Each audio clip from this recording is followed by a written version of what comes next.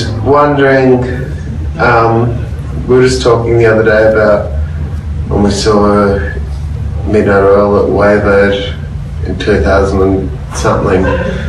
I was just wondering, like, it was like seeing a 747 taking off or something. And I was just really curious as to how you maintain that fire in your stomach and how you managed to be so passionate after all this time, you know. Daniel, I'm so jazzed that you should ask a question amongst some of my other friends and colleagues and a lot of other people around the place. My answer is going to be pretty much the same to some of these questions, and that is the band. I think that when Midnight Oil got up on stage, it made a mighty sound, and you couldn't help but be affected by that sound, particularly if you're only standing about 2 feet away from Rob's drums and about 3 or 4 feet away from Martin and Jim's guitar amps. And I think at Wave 8 as well, it had the added dimension of being something which we cared about. We were raising money with lots of other members of the music industry to try and help the people that had been affected by a natural disaster. You can't help but feel the energy on a day like that, and that's how it happened. From where do you channel the incredible energy that you bring to your on-stage performances? What drives you? Well, I love music, and you know, people sort of look at a performer on stage and wonder what it is that's going through his or her head, but generally speaking, it's probably the current that's going through their feet that really makes the thing work. And that's what live music is all about. It's a really visceral, tangible, pulsating experience. And I think, you know, for me, it was always being in front of the band and having them make this holy racket and just saying, okay, that's the sound that's now infecting me, and here I go. Tell us about the first ever Oils concert. Okay, well, you really, you're going in deep and going back a long way. It's got to be Nowra Showground in about 1974 or 5, I think, as Farm. If it's Midnight Oil, then it's probably either the Regent Hotel in Kingsford or possibly French's Wine Bar or the Chatswood Charles Hotel. The historians are going to argue a little bit about this, but my memories about the first ever Midnight Oil concert is the same as my memories about the last ever show that we did before we came back and did some of the big benefits. It was loud. When the Oils began, when did you realise what a powerful band you guys were? Was it during or after a particular gig, or did you know there was something special when you first rehearsed with the band? Look, I'm not going to spend all the time talking up this band because there's lots of other great bands out there, but I know that Oils fans are interested in this stuff, and for me it was really simple. And I write about it in the book which we're launching today, Big Blue Sky, because it was such a physical moment for me when I went along to the audition and luckily passed. They were playing in a school hall and it sounded incredible and big and powerful, and it was like a tumult was kind of dropping off the ceiling for me. Where did you get the inspiration for your dance moves on stage and videos? I don't copy anyone much. I'm not interested in doing that, and I never really thought about it at all. I think I've said this as well before, but hey, I just waited till they started playing and then I just started moving. What issue or cause would have inspired the Oils to write a song if they were still together? Well, that's a question to the whole of the band, but if I'm sitting in the room with the boys, you don't, as I said before, decide to write a song about an issue. But it may be that someone brings a song in, or we do feel pretty strongly about something and it turns into a song. And I guess it might be climate change, dangerous climate change, the planet warming up, us being able to fix this if we just exercise the political will to do the job. How would you like future generations to remember your contributions to music and the environment? Good question. Thanks very much for that one. But it's up to future generations. I hope they remember it as having a red hot go. Saying sorry at the Olympics, do you think it made a difference to the plight of Australia's First Nations people? It didn't fix people's problems overnight, but saying sorry did, I think, and I hope, advance that issue another stage. And initially, after we did the performance, I think people were mixed about it, and certainly they were when they came up to me in the street, and I'd hear from people what they thought. And I've noticed over the years that more and more people are positive about it as attitudes changed. So we were just part of a changing attitude thing that was happening at that time. We provided the frame for it and a soundtrack, but it was really up to people to take with it what they would. And then, of course, when Mr. Rudd, who I've been pretty critical of in my book, but also recognised how important it was when he made the speech apologising to the stolen generation in the Parliament, that took it another step. And then we can take it another step further. But it's working with Indigenous people. It's not working for them and assuming we know what's right for them. It's working with them. And it's recognising that for Australia, we've got this thing which we're still coming to terms with. So I hope it made a bit of a difference in enlarging our understanding. Do you think there is room for strong and thoughtful environmental activism in the popular music of today? Yes, I do. Go for it, everybody. Form those bands, write those songs. Is there still room for politically and socially conscious bands in today's music scene? If so, who do you see as the artists who are best doing so? Okay, so these two questions are following one on from the other. Well, look, just to pick someone at random, John Butler, out there, being upfront about the issues that he cares about, setting up his Seed Foundation to do good campaigning work, and there are many others. Have you ever swum to Wedding Cake Island? I've never swum to Wedding Cake Island. I don't think I'd get quite that far. But I used to start the Wedding Cake Island swimming race when I was still a poly. And let me tell you, those men and women were a lot fitter than me. Do you feel the loss of great live venues will have an ongoing impact on young bands in the industry? Has Australian music lost its uniqueness? I don't think Australian music has lost its uniqueness, and some of our young bands are doing very well overseas. Now, some of them sound like approximations of what's popular in global charts, and others, to me, sound pretty Australian. But there's no question that people need places to play. They still do, and I think they always will. And so the big loss of live venues that we saw through the 90s into the 2000s, I think was a blow to music in general. And we're starting to see that even itself up a little bit. People have got more opportunities to play at festivals than they ever had, because there's lots more of them, and they also get opportunities to do stuff online, which they could never do before. They're the pluses. But the minuses is that we can't easily go and see people down the street, in a wine bar, in the corner of a cafe, in a hall, in a club. And we need those opportunities. But even more than that, the bands and performers need that opportunity, because that's how they develop. Ultimately, they're relying on that audience connection to let them know how they're going. Outside of Australia, what city or venue did you feel a real connection with when performing? Well, we performed a lot in Europe and North America, and I think we used to base ourselves in New York towards the end of our touring period. So I'm going to say New York. It's a brash, big, noisy, upfront town.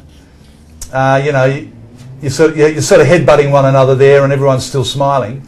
And the venues are fantastic. Radio City Music Hall, Jones Beach, which is a little bit off Manhattan, but which is a beautiful open air amphitheatre with sort of the beach behind you. And the clubs of New York as well. Unfortunately, I know that some of them have closed down since we played there, but New Yorkers are pretty gritty, and they got into the oars pretty quickly. And now a question from Katie Noonan.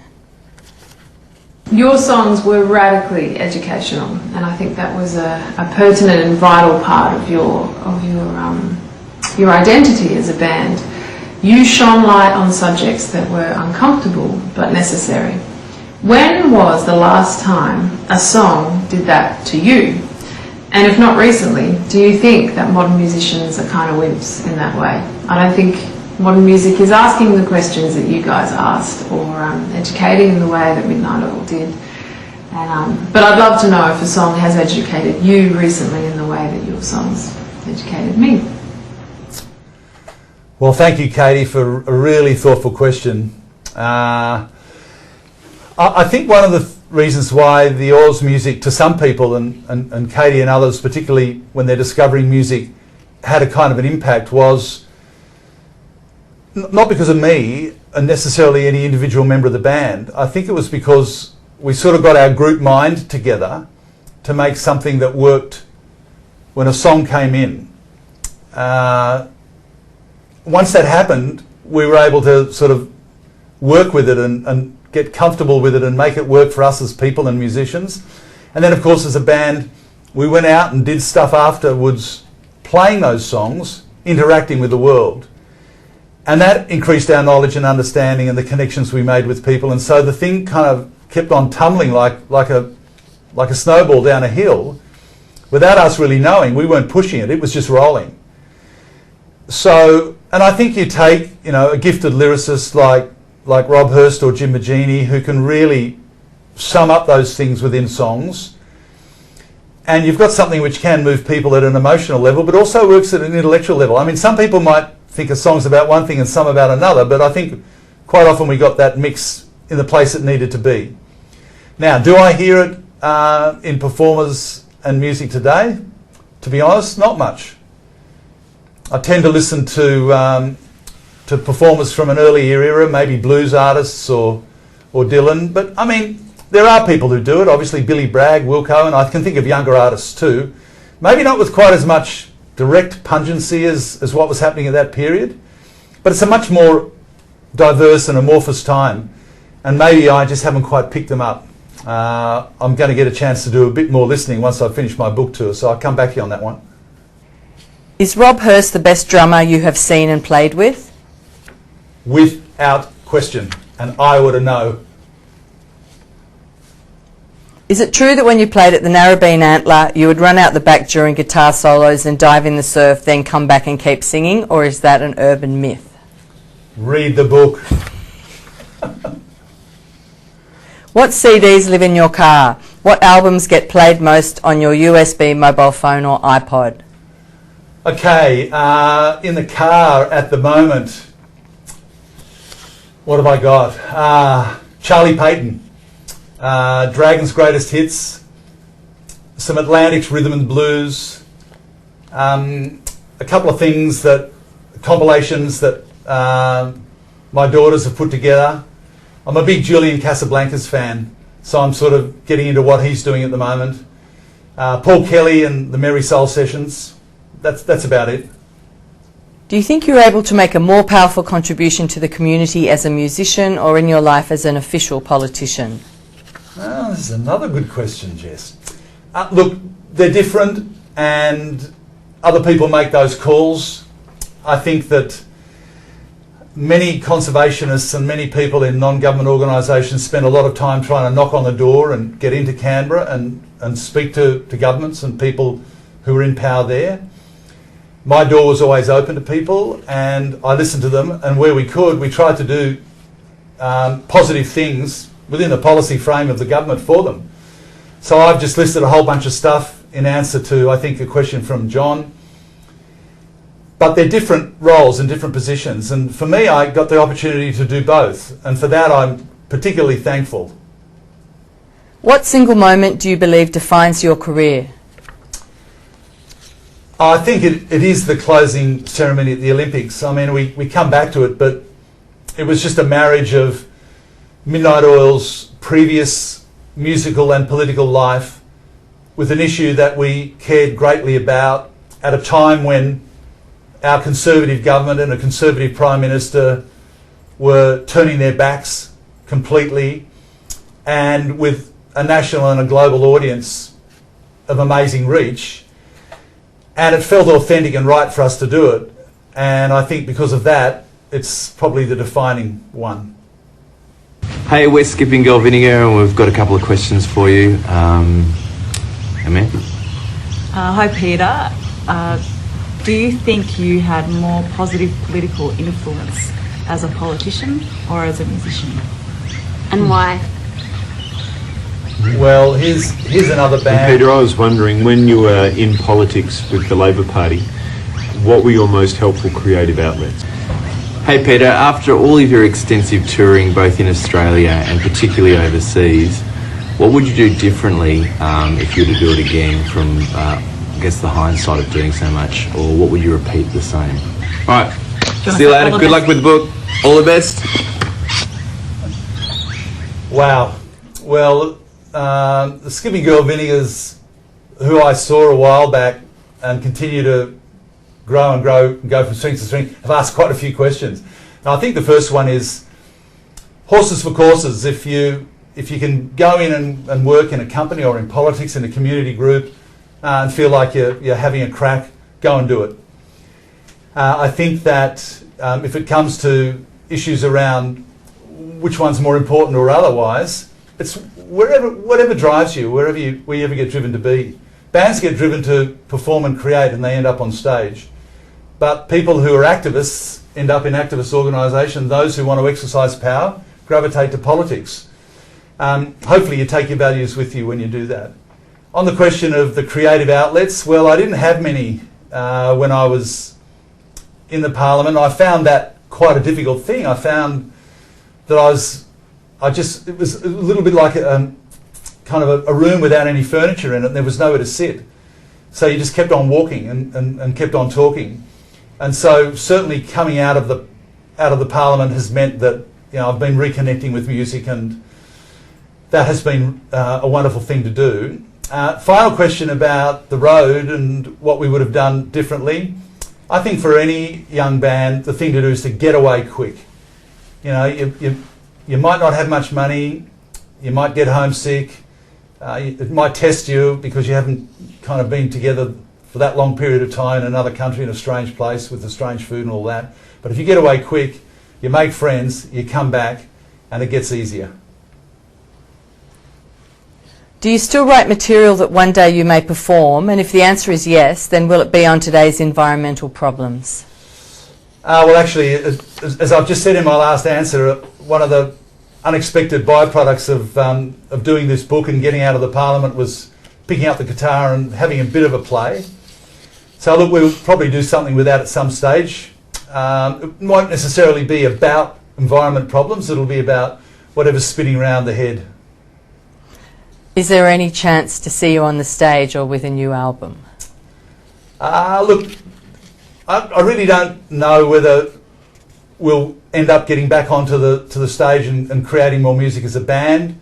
I'll probably do some recording. The boys have been recording and doing their own thing. They've got another band as well. My answer to it is if the stars align. If it feels right to people, then it can happen. There's no reason why it can't, but at the moment everybody's doing other things. So we'll just have to wait and see. It's a watch this space answer, I know, but that's where we're at. If you had to pick your favourite Oil song, what would it be and why? They pretty much change week to week, month to month. Sometimes I can't bear to listen to them, sometimes I enjoy it, but tonight it's One Country. And I think it's because it sort of sums up very well where I think we need to be, both in this nation and around the world. When Jimmy first brought the Bones in, it had so much soul, and I think we were able to take it somewhere. And if I listen to it now, it still does move me.